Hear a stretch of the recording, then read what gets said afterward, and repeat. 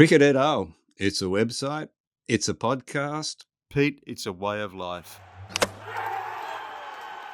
It's Gideon Haigh over here, Peter Lawler over here, and welcome to Cricket et al., your independent cricket podcast.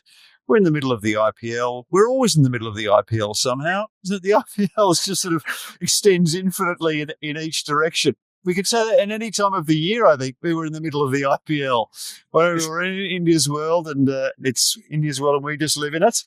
But we're happy to be part of it. And apropos of that, a major report was published a couple of weeks ago into cricket's chaotic calendar, outlining a system under which the needs of country and club, which is probably the most pressing issue of the modern age, could be accommodated. But it wasn't, interestingly, by the International Cricket Council, who you might think would be interested in something like this. It was actually by the World Cricketers Association. It's called Protecting History and Embracing Change. And we're joined today to discuss that uneasy straddle by Tom Moffat, the CEO and part of the Secretariat for the creation of this report. Welcome to Cricket et al., Tom.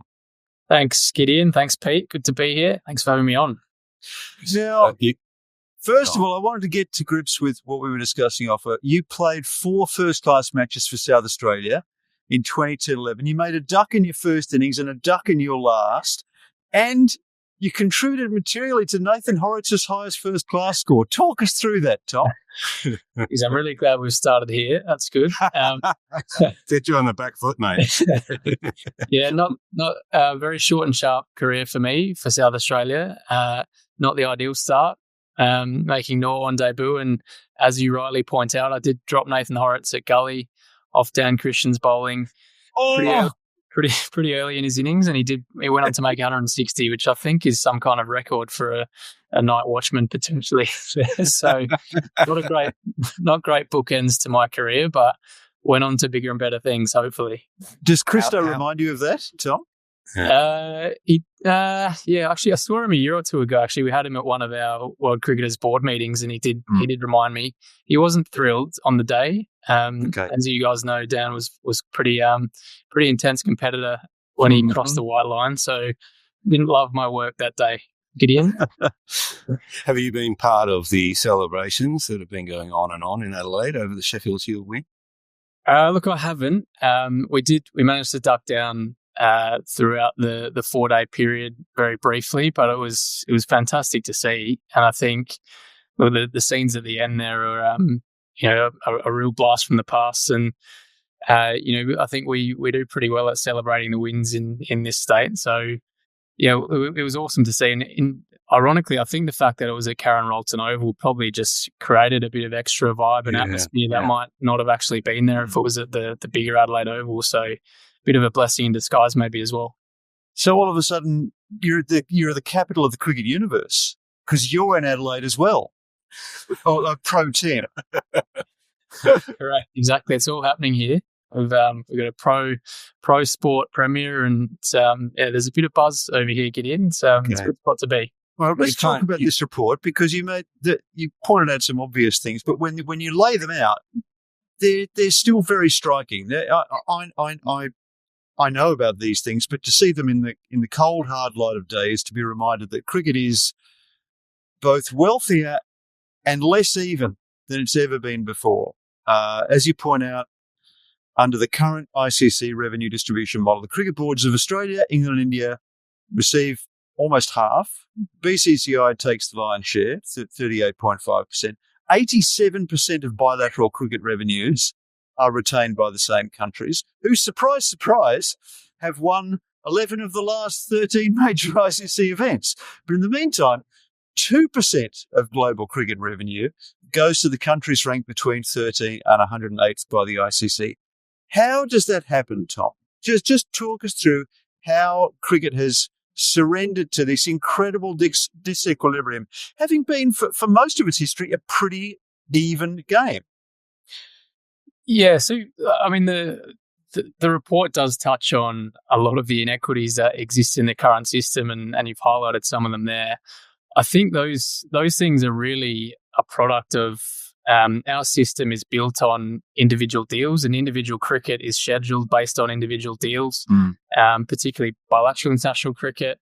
And that means that in that system, the bigger countries we know play against each other a lot more than they play against everyone else, and they share that revenue amongst themselves. So that's probably one pretty clear point. That system's really evolved over the last 10 or 12 years. There did, as you guys know, there did used to be some more rules around the Future Tours program and some requirements for reciprocity in that system. That no longer exists. So in effect, there are no rules around how you can schedule international cricket outside of ICC events. The ICC event distribution model, we know that skew exists there. And look, the call out up front is that we all know that India contribute a significant amount to the sport and in terms of eyeballs and that's a massive part of the success of our whole sport. But those distribution models, they're really the only lever that cricket has in terms of setting up some competitive balance and spreading wealth a little bit more evenly to make sure that more countries have an ability to invest in the sport. The financial models are really the only lever that cricket has to help achieve that, because you can't have an auction or a draft in international sport. And so those are some of the reasons for the inequity, and the report steps through that. And I don't think anyone's suggesting that there should be a perfectly even world, but perhaps that there just should be some rules around how these things operate. Please. You talk, and this sort of transfer of wealth has occurred to the big three, 87% of revenue, as Gideon says. But the players, while probably never being wealthier than ever, they're not really getting their fair share of that revenue either, are they? You talk about the big three take most of it, but the distribution of cricket income doesn't actually trickle down to the players as well as it does in other sports, does it? No, and it was a really interesting part of this process, is because we looked at the economics of the game closely and where all the money comes in and where it goes out. And that figure that's going to players globally, we think sits around 10.5% of global cricket revenue. So I think people would actually be quite shocked at that when you consider where a lot of the value is generated in the sport, what the eyeballs are looking at, and what the commercial dollars are paying for. And when we compare that to a lot of the other sports around the world that we would see as being managed in a best practice way, that figure is miles off a lot of the other sports around the world also. So it's not the same in every country. Obviously, in certain countries, the players get a higher proportion of the money that comes into that country. But as an overall global game, that's where we sit. Well, let me put you under pressure here, Tom. What's a fair share for the players? Good question. Look, I think if you look at cricket, in most of the countries that have an established players association in their country, the players are getting around 30% of revenue that flows into their country.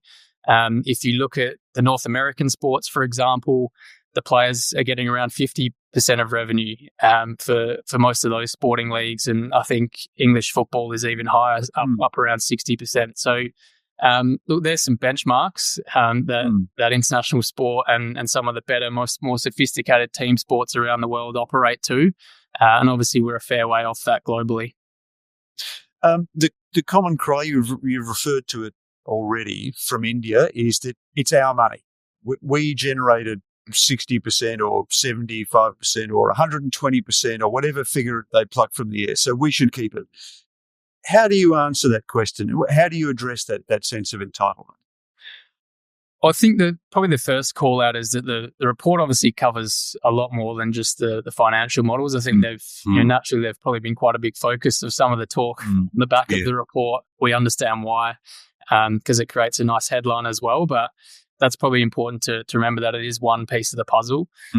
But to your question, I think, look, there's no doubt that a lot of the viewership and fans and the commercial dollars come out of India. I think we know that, and the research, would indicate that as well. The reality is that those eyeballs and the commercial dollars are watching a product that is a global product. And broadcasters and others have highlighted to us that it's important for that product to have depth and competitiveness across more than just a couple of countries, and for international cricket to sell and to continue to be a good product to sell and to watch, whether it's ICC events and World Cups or bilateral cricket. That requires a level of investment, and that's good for every country. It's good for the big countries to have someone to play against. It's good for them to have a competitive product to sell to commercial partners. And frankly, international cricket, there's potential for it to get very boring very quickly if there's not an ability for the game to come together to achieve that. So that's really the counterpoint to the point you made there. It feels to me, you set out the report, I think, with 4 aims: scheduling, finance, regulation, and leadership. It feels to me you've landed on a vacuum around leadership in the game, and perhaps even focused on that more than you said you would when the report was first commissioned, because you said you want to stay out of the governance areas. But essentially there is a vacuum there, isn't there? And it looks to me as if WCA has said, well, no one's stepping up. Somebody has to step up and lead in cricket. And where is it? Well, Jay Shah wouldn't want to consider himself a vacuum, would he, Pete? You might say that I couldn't possibly comment. I can't comment. I want to get accredited next time I go to India, so I'll move it on to Tom. I'll ask questions. He can make the big calls. Yeah. Look, I think there's 2 points there probably. As you said, Pete, we didn't set out for this to be a leadership-focused review. It's very much started around the calendar and scheduling and looking to make some recommendations in that space and highlight some of the issues. I think we spoke to a lot of different stakeholders, not just the players. We spoke to administrators, media partners, commercial partners, and there was a real consistency of feedback that that there needs to be some leadership in the global space to bring a lot of the complex moving parts together a bit more coherently.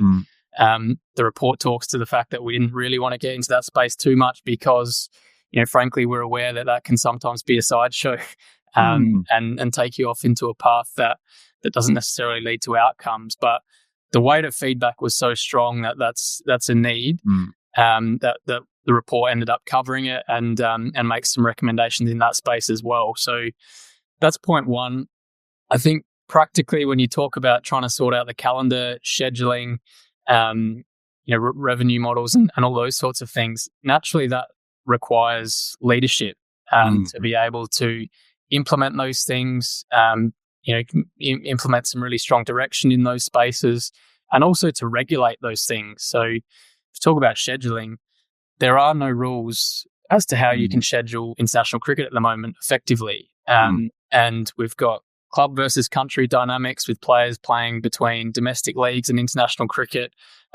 All those dynamics require regulation, and they require a body that's able to take some leadership in that space. So look, the ICC and the national governing body leaders have a real opportunity to make some meaningful changes in all of those areas and to help to lead the next phase of the sport and to bring it together coherently. We're really encouraging them and urging them to do that. And look, it's not our position to try and step into that space, but I think the feedback that we've got is just, that there is a need for people to highlight these things and to try and come up with some holistic solutions. And we've tried to do that in a proactive way that's, intended to contribute to the sport, on behalf of the players in particular who clearly play a key role in it. Just pardon me for labouring this point, because as you say, it has been a preoccupation of the coverage of the report in India. So you interviewed 64 stakeholders, players like Pat Cummins, Josh Butler, Jason Holder, Tim Southey, Aidan Markram, Heather Knight, Alyssa Healy, Sophie Devine, Laura Vulvart, but no Indian players, no Indian administrators except an Indian team CEO who's not named. So in other words, this is a report not endorsed by the BCCI, whose sway over cricket is a little bit like Donald Trump's over the Republican Party, and the media coverage in India was then sort of uniformly hostile. Did you try to speak to Indian stakeholders Was there a reluctance to do so because you were perceived as unauthorised by the ruling junta? Yeah, so look, of that stakeholder group, I think there are 5 or 6 people from the Indian ecosystem who were part of it, and were involved and were interviewed. I think in terms of, and there were a number who declined as well. So there were attempts to reach out there and look. I think naturally when you're doing something that's perhaps seen as slightly separate to the current status quo, there's going to be a trepidation there, and there was some people who declined to be interviewed. So look, clearly India are at the centre of our game, and they need to be part of any solutions moving forward. But we think we've got there are a number of people who contributed to the process, and we think this is really just the start of a conversation and a debate that hopefully leads to some meaningful change. Tom, so you've stepped up, because this isn't just pointing out what the issues are. You've actually come up with some solutions, and at the heart of that is windows for Test cricket. Is that correct? International cricket generally. International cricket. Sorry. Yep. Yeah. So look, that conversation really that probably goes to the heart of why we set out to do this report in the first place. Firstly, to highlight some of the problems and the issues, but to your point, not to just whinge about them, to actually come up with some proposed solutions that aren't necessarily going to be a silver bullet, but that we really want the game to debate, because there's a need to fundamentally change some things at the heart of the sport, we believe. So, and the feedback from stakeholders really echoed that. The idea of windows really started from at the moment, on the men's side especially, we've got a full calendar of domestic leagues overlaid with a full calendar of international cricket, which is kind of good in some ways. But at the end of the day, we know, particularly for the countries outside of those biggest couple, there's increasingly just not an ability for the national governing body to retain all of their best players in international cricket. And that means we have a flight of talent away from international cricket towards the leagues. And it's international cricket that's going to lose from the system in the way that it's currently set up. The way that you can manage that dynamic, and the way that other international sports like football have managed that dynamic, is by setting up some more coherent scheduling windows. So the proposal in our report is 4 21-day windows throughout the calendar that would be protected for international cricket, for a base level of international cricket, that would also equally enable the game to set up some slightly more coherent competition structures as well underneath existing ICC events. So it's really about protecting a baseline of international cricket that would be best on best international cricket in the calendar, that gives a bit more rhythm and consistency throughout the year for fans and players and everyone to follow. And outside of that, it's for each country to obviously there's domestic leagues that would fall outside of that, and also where it's viable for the bigger countries, etc., to play more international cricket, there would be nothing stopping them doing that as well. It reminds me a bit of what you proposed of Regulation 9 in international rugby, which I think establishes 3 windows for international competition. I read Regulation 9. It's quite interesting to read. This is the preamble to it. High-quality international rugby is in the best interests of the sport at all levels. It promotes the sport and encourages new participants and support for the sport around the world at all levels. International rugby is a major public interest, and it is in the best interests of the public. The best teams and players represent their unions. The retention of high-quality international rugby benefits players because it fulfills their aspirations to play at the highest level of the sport. The selection of the best players for international rugby also represents the fairest selection system, as it is based on playing merit.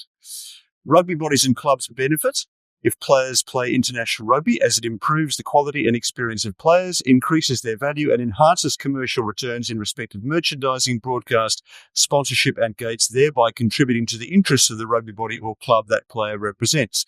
The development of the sport is enhanced and furthered as a result of the generation of funds from international rugby for reinvestment in the sport. Now, I appreciate that rugby and cricket aren't an exact match, But there is a very powerful base for rugby clubs in the world, isn't it? And that's in France. And they're constantly kind of seeking to prioritise their interests. But somehow, international rugby's found a way to deal with that entrenched, powerful club system and has managed to reconcile their differences. Did you have rugby in mind as an example for what cricket might look like?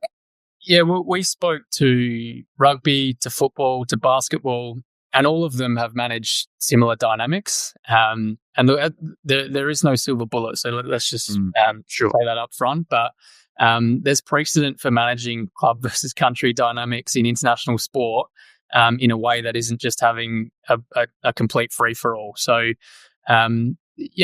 we looked at those sports closely. We looked at how they manage it. And we can evolve in our own way. We're a little bit trickier because we've got 3 formats to fit in there, which does add an extra layer of complexity. But at the same time, I think, where we are as a sport at the moment is we're trying to solve a lot of these problems through no objection certificates or through, tinkering with one thing or another. If you can get the fundamentals of your calendar right, of your annual calendar right, you can cut out a significant portion of the issues up front. You can also set up a simpler system that's easier for people to follow. You can manage, if you're a national governing body, you can contract players a bit more simply and retain players a bit more simply. We really think that calendar piece and the scheduling piece is the main piece of the puzzle that you need to get right, rather than having to react to the system that we have in place at the moment, which has no rules, and try and plaster over that with NOCs or some other solution. You don't? Is anyone going to listen to you? Do you have? You don't have a seat at the table with the ICC, do you? Should you? Well, I think the players absolutely should be listened to. And should you have a seat at the table at the ICC? Oh, look, yeah, good question. I think that the players should absolutely have a say, and they should be in the room when a lot of the decisions that are made at the global level of the sport impact them and their careers. And those decisions are made on a daily basis, and they've also got an interest in the health and success of the game more broadly. I don't think there's a stakeholder group that has more of an interest in the game being successful because they benefit directly from it. So. Absolutely, we'd like the players to have more of a say, and there's precedent for that in most of the sophisticated team sports around the world, including at global level. We look at rugby and football as probably 2 comparisons that are a long way ahead in that department. So, that's an important point. And second to that, I think what we've done here is we've tried to be proactive and constructive about what we're putting out there as well, to start some debate, because we don't want the catalyst for change being some kind of crisis down the line, or some kind of, so the value of rights fall off a cliff, or there being some other catalyst for it. We'd rather the conversation happen proactively, and for the stakeholders who are invested in the success of the game to come together and have that conversation now. The value of rights have fallen off the cliff, though, haven't they, in bilateral cricket? You produce a very graphic demonstration of that in your report. Can you describe it for us? Because I'm not clever enough to put it up on the screen. Look, it's pretty ugly. I think the graph you're referring to, Gideon, is there's 2 parts of the game that are trending north in terms of the percentage of revenue that comes into those parts of the game. And those are ICC events and domestic leagues. A big portion of the domestic leagues one is obviously IPL, but there are a number of other leagues that are growing into that as well. And one of the parts of that graph is going down quite significantly, and that's bilateral international cricket. The money is moving towards cricket that has more meaning, that has a beginning, a middle, and an end, and has context and a bit more jeopardy. And it's moving away from that traditional country-on-country cricket. And what that tells us is that outside of a couple of significant rivalries, country-on-country in and of its own self is not necessarily enough anymore. And there's a need to build some more elements into that system, which our proposals talk about, to try and get that trending in the right direction. I do. I mean, I would say that I think the decline in the value of bilateral cricket is a bit self-fulfilling, isn't it? I mean, if you squeeze international cricket into 2 test series on shit pitches out of peak season, yeah, that is a prescription for declining rights value. Couldn't you also address that by just reversing that process? Yeah, look, there'd be a few different ways to do it. But I think what our recommendations go to is really just inserting a baseline of equity in the system. So our proposal is divisional structures that have consistent principles across all the formats. Just to simplify cricket a little bit, if you're a follower, we don't need to solve problems necessarily in isolation. And a divisional system whereby you got to play everyone in your division in at least one game, at least gives a baseline of equity that people can follow, and some integrity to the competition structure. And we think the modelling that we've done around that, or the consultants that worked with us on this project did around that, suggests that there would be significant value to be added by, just bringing a bit more competition integrity into each of those competition structures. You add a bit more high value cricket in because you've got promotion relegation games, which have jeopardy and have something riding on them. And you would also have World Test Championship semi-finals as well in that model. So there's a bit more high value cricket, a bit more integrity in the competition structure, and you can add some value that way and some more interest that way as well. It strikes me that perhaps there's a certain irony to the fact that you're advocating on this at this point, because from a player's perspective, I would argue that players have probably never been wealthier and never had more opportunity in cricket than they have now. It's a really interesting time for players. And the second part of that is there's a certain group of players right in the middle of that who are getting very wealthy, who are not members of the WCCA as well, which kind of holds you back a bit.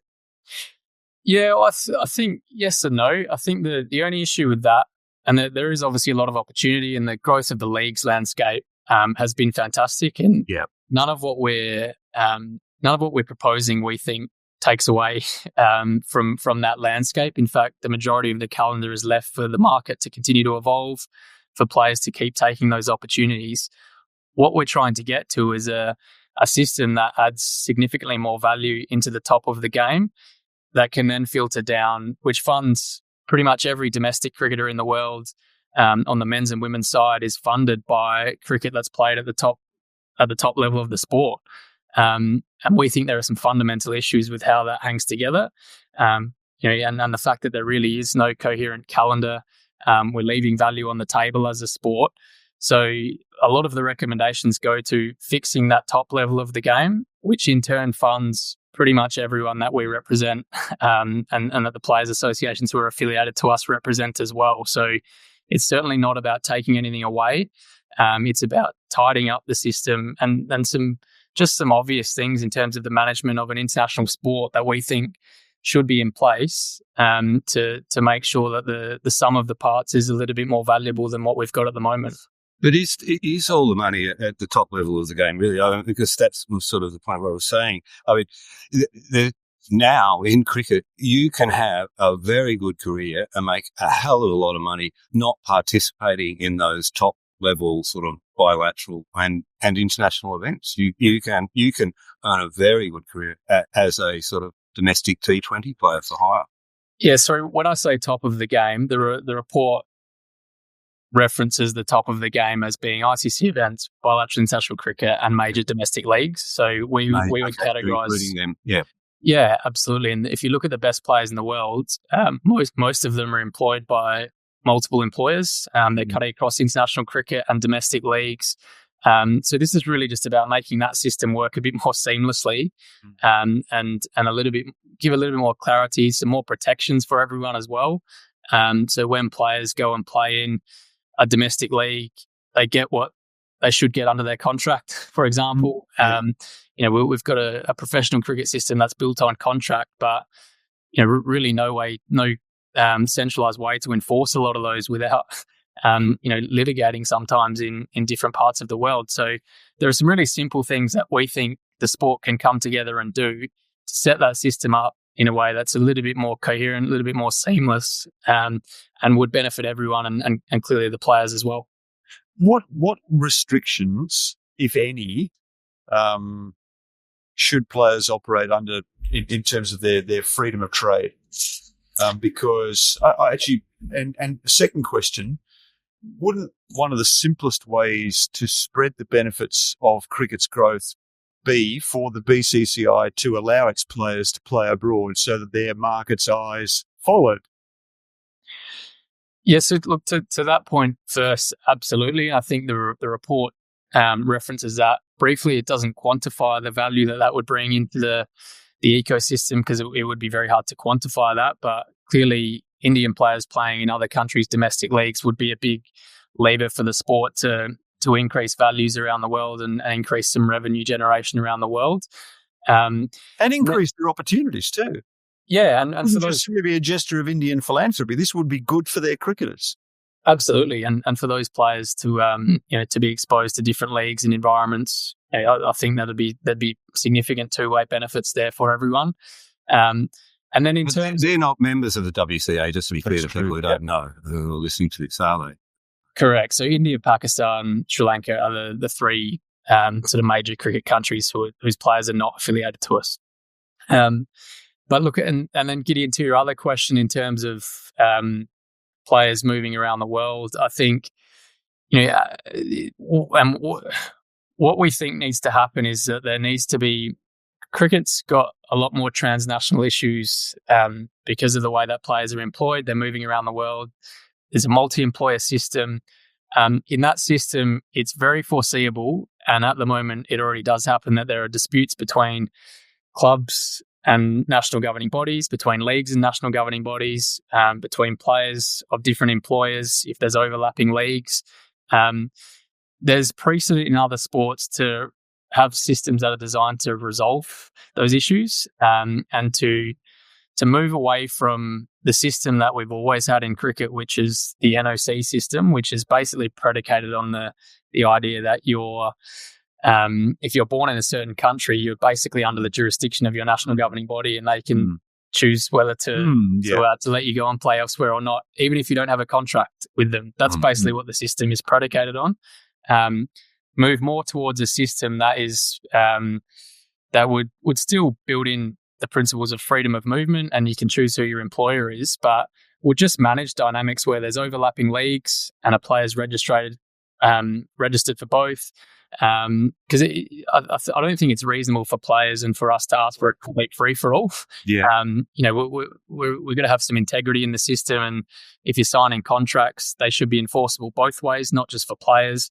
But there's precedent in international sport to manage those dynamics, and the report talks to some of those examples in a more modernized. It's some more modernised regulations for cricket to manage some of those dynamics. Tell us about no objection certificates, Tom, because, like the unicorn, I've heard of them, but I've never seen one. What are they like, and are they enforceable anyway? Good question. I'll send you one over afterwards so you can have one in your inbox. It's like those pro forma sheets you found in the umpire's box. Oh, that's right, the ICC Code of Conduct, yeah. Yeah, so look, I think, as I said, I mean, that system is really predicated on the idea that there's an ability for your national governing body to control your movement around the world, irrespective of whether you've got a contract with them or not. We would argue, and I think in all the countries with players associations would argue that where there is no contract, there's no ability, that wouldn't actually be enforceable if push came to shove. That hasn't really been tested yet. There's often threats around the world of doing that, but certainly in the core countries that we've represented historically, it's never bubbled over properly. I think we're potentially getting closer to that day because, as I said before, we're trying to solve structural problems with that Band-Aid, basically, at the moment, where a lot of the national governing bodies are. Yeah, and look, where there's a contract and there's a contract in place between player and employer, obviously that's a slightly different situation. It's reasonable, to exercise an element of control over employees, depending on what that contract says. But The way the system's set up at the moment, we just don't think is fit for purpose. And frankly, it's just evolved from a system 15 or 20 years ago that no longer is no longer the world that we live in our sport. You don't address directly the way in which the ICC is governed now, the composition of the executive board and the chair, but you do posit an organisation or a group to advise the ICC on the implementation of these potential changes. Can you describe that for us? Yeah, so the recommendation there was the establishment of a global game leadership committee, basically, to provide some advice to the ICC, particularly if we accept as a sport that you need to be able to manage the calendar centrally, and then when you're talking about issues like that, as well as regulations that wrap around that, there's a need for some centralised leadership on that. So really that committee would be designed to give some advice in the first instance on how you would do that and how you would structure up to be able to manage that.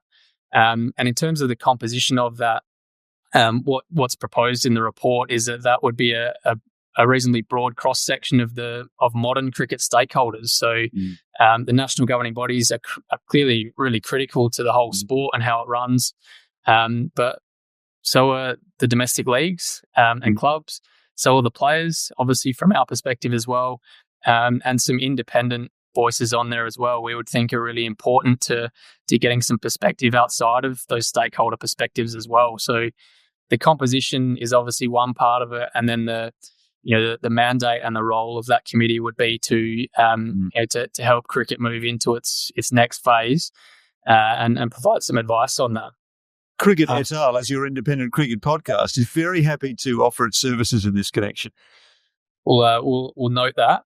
Might be a footnote, but we'll note that. Thanks. So are they going to listen to you? Have you sent your report to the ICC? Is it on Jay Shah's desk now, or did it meet a shredder on the way to his? Look, it's over with them. We had the opportunity to present to the men's and the women's cricket committees to get it in the formal pipelines, which was really good.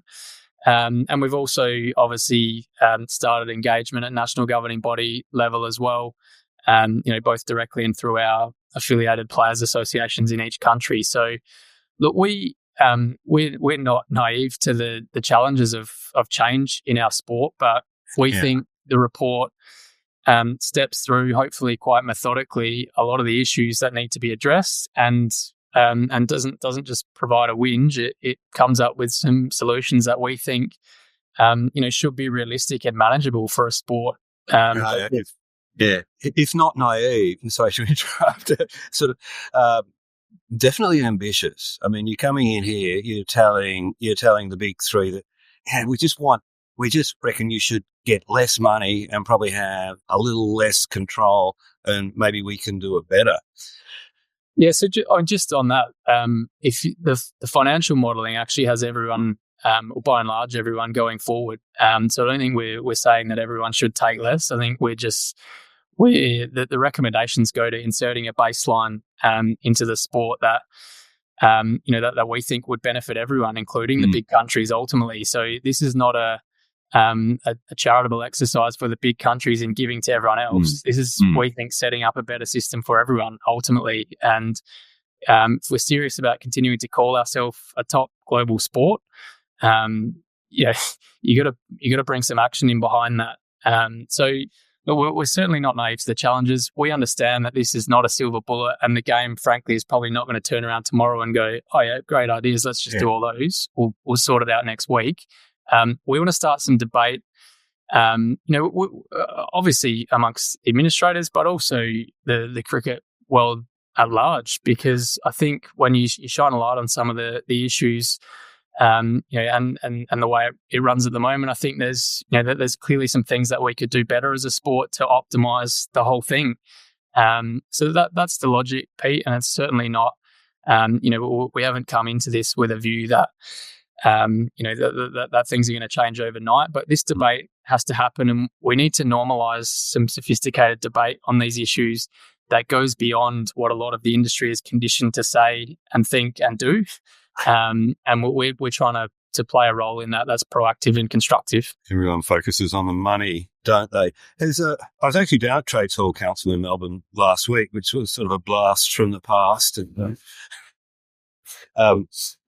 has anyone ever, and listening to a great story about someone trying to unionise a funeral and actually having a stop work meeting at a funeral. Has FICA or the WCA ever sent somebody over and attempted to unionise the Indian cricketers? To organise the shop floor, or would that be like trying to get into one of Amazon's warehouses? Oh, look, I think as players move more and more around the world, like they talk amongst themselves, right? So there's lots of international players go and play in the IPL, and to your point, Gideon, potentially that'll go back the other way at some stage. So we would expect the idea to normalise at some point in time.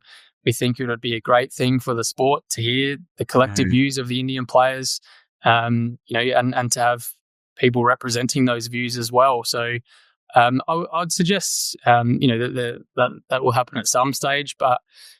Look, the reality is that it's not the case at the moment, and that's just how the system's evolved, and that's how the system's evolved in that part of the world for now.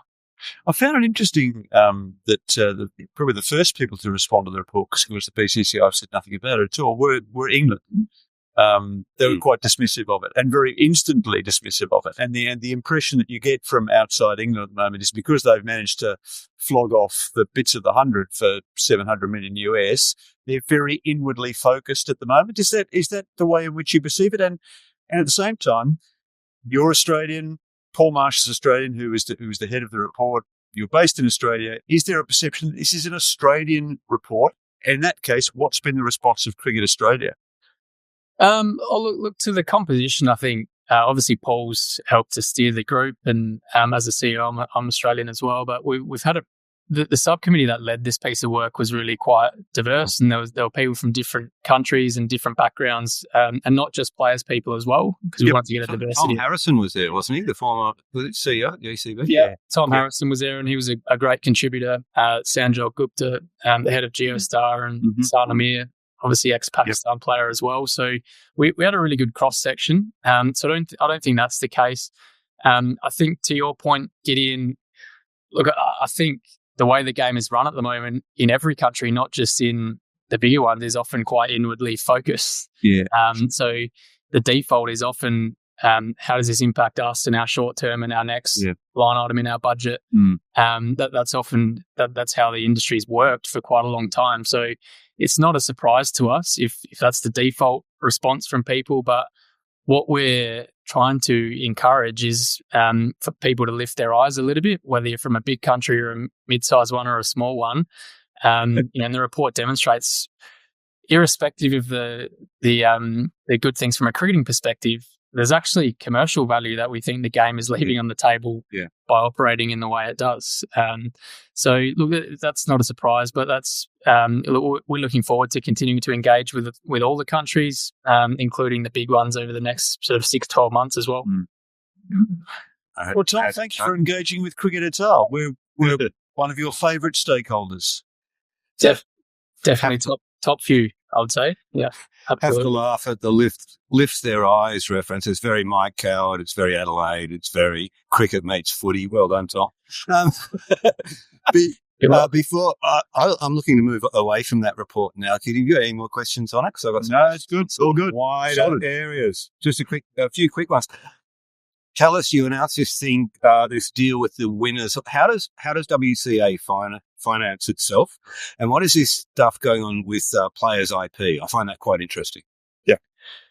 Yeah. So look, we've over the last 3 or 4 years, we've put a lot of work into making sure cricketers are lined up with best practice in other sports as to how their image rights, commercial rights are utilised and how they're protected. We did a big stock take of how players' images are used, not just by governing bodies, but also by commercial enterprises in different parts of the world and in video games and other things.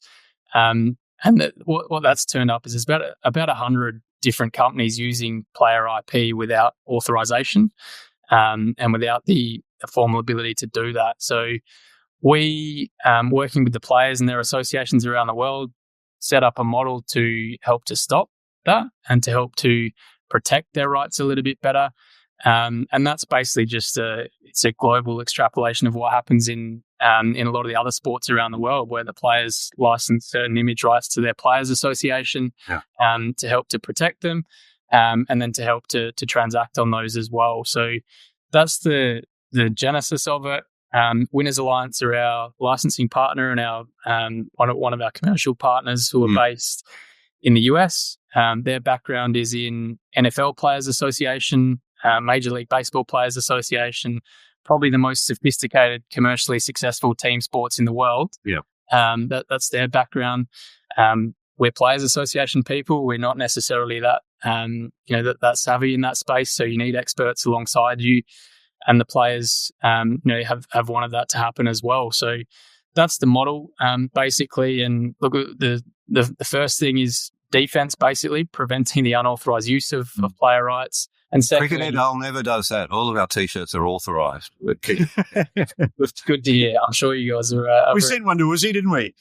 Yeah, we did. Yeah, he's okay. He's quietened down.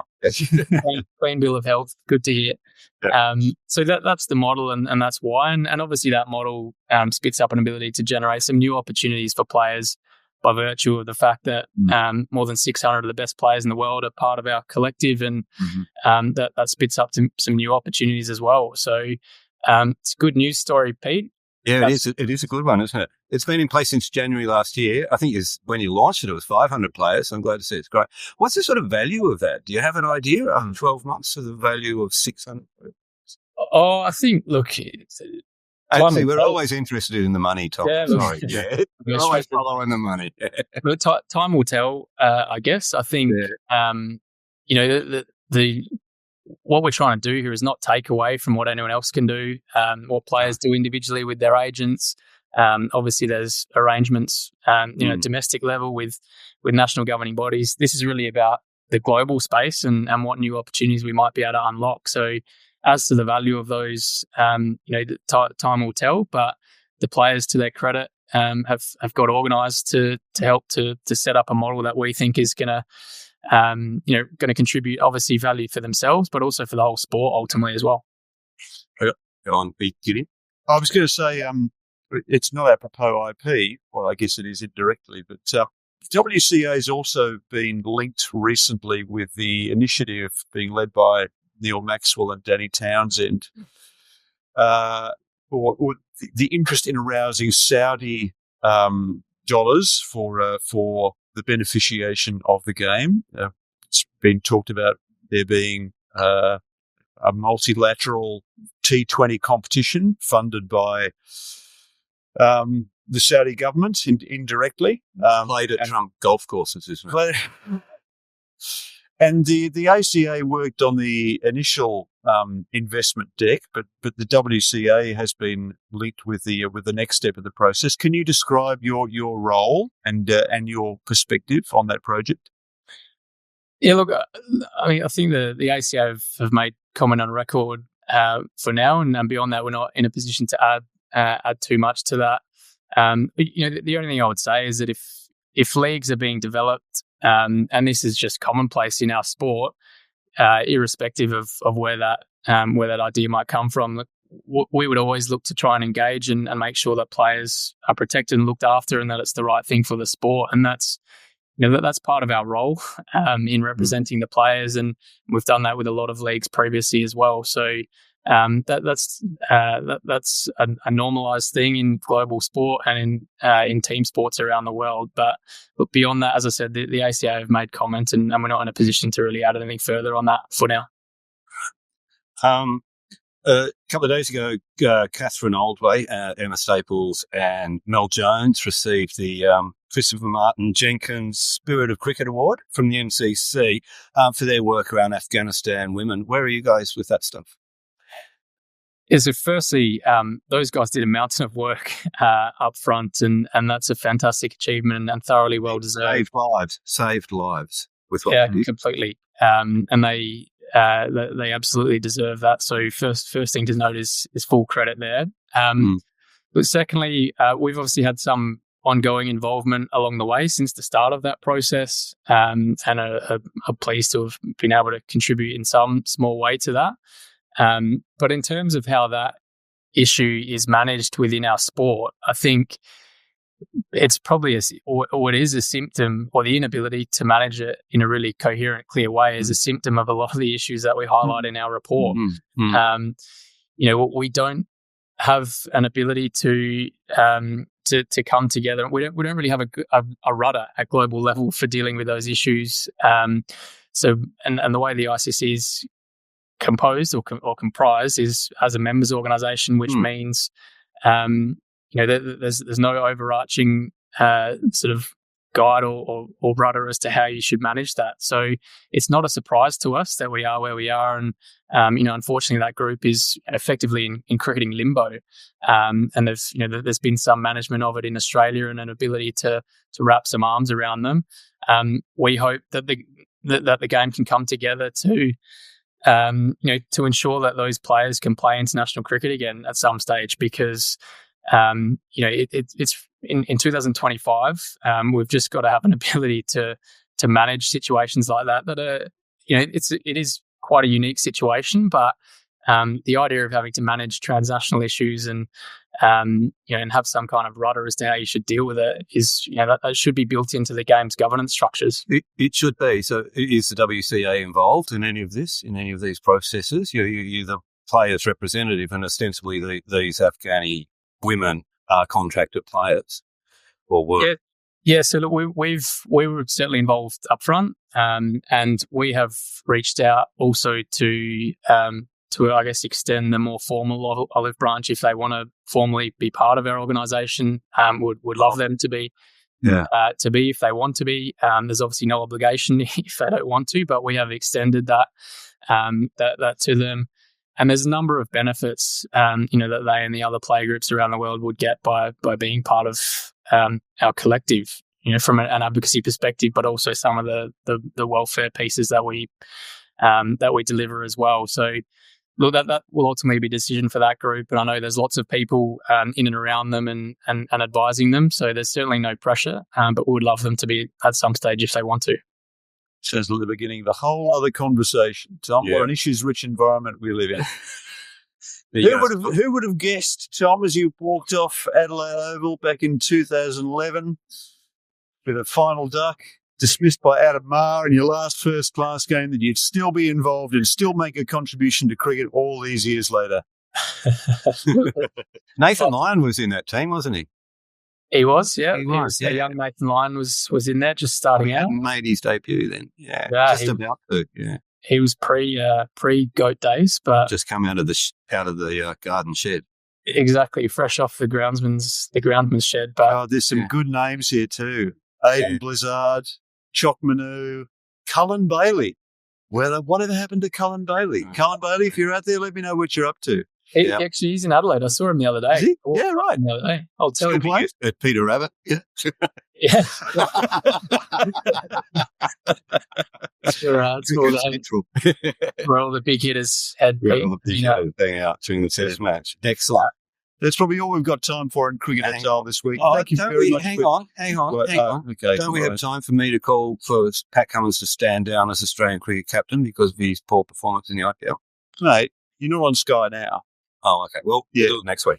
Maybe one day you'll accept one of those invitations from Andrew Bolt and go on and make a call, a culture war call. I know he's got your number. It's got to happen, Uni. It's got to happen.